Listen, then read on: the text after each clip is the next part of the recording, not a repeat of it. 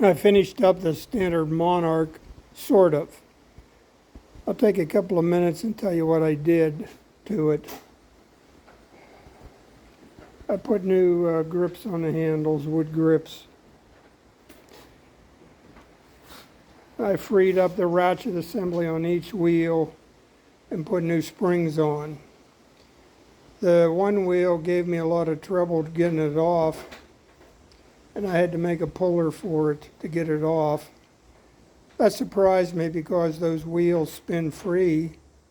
They have grease cups and there's bronze bushings, but she was tight. I took the shroud and straightened it, and I took the backing part of the shroud and straightened it. And while I had it off, I pulled the flywheel because the crankshaft where the key goes was messed up. It was all wobbled out. I patched that with epoxy and bought a new key for it. And when I was in there, I took the coil out and the condenser, and I put on a little wooden box, and inside it is a 6-volt wooden box coil like you'd have in a Model T, and a 6-volt dry cell battery. And the points serve as the timer for it. The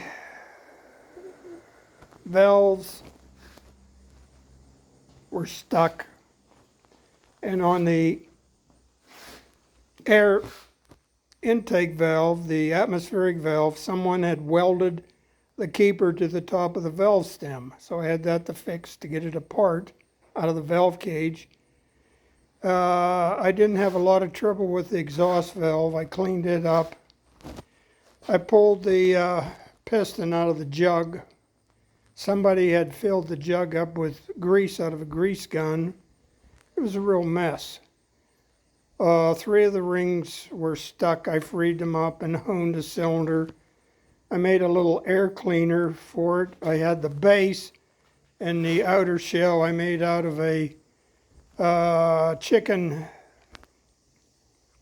can, and I put air cleaner material on the inside and a screen and a brass ring to hold everything in place. The fuel line was shot.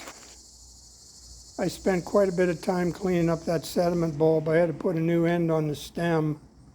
The gas tank I had to repair, and after I repaired it, I used a gas tank liner and sealed it, and then I put a new fuel line on it. I had to make a crank for it. Here's the crank. And I made it so I could use a hand crank, and I made another one so I could use a drill. And I used 2 sockets, a deep well socket and a shallow well socket, welded together. And then I use a 1/2-inch adapter on the end of the 1/2-inch drive on the end of the crank and on my shaft for the drill to pop in there to spin it. It works good. So I said I'm sort of done. Yeah, I'm done except for the tires and tubes.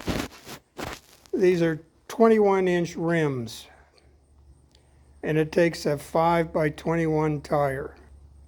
Having a hard time finding them.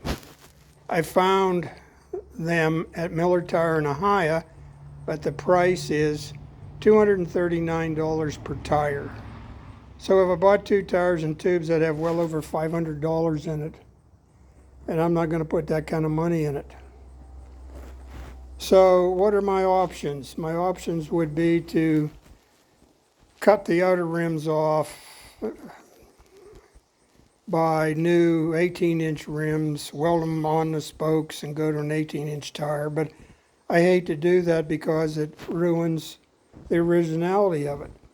Now, I've been told that a 21-inch motorcycle tire will fit this, but I'm not sure. I'm hoping it will.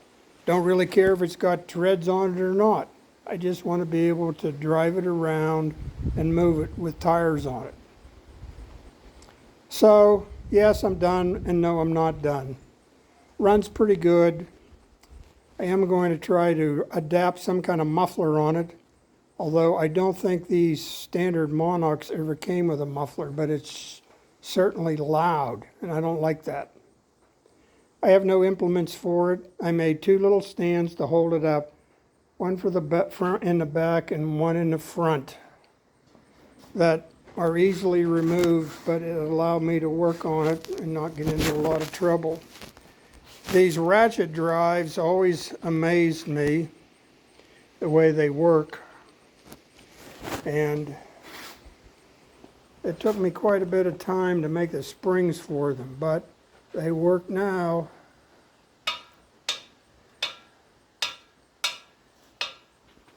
That's about it. On to the next project.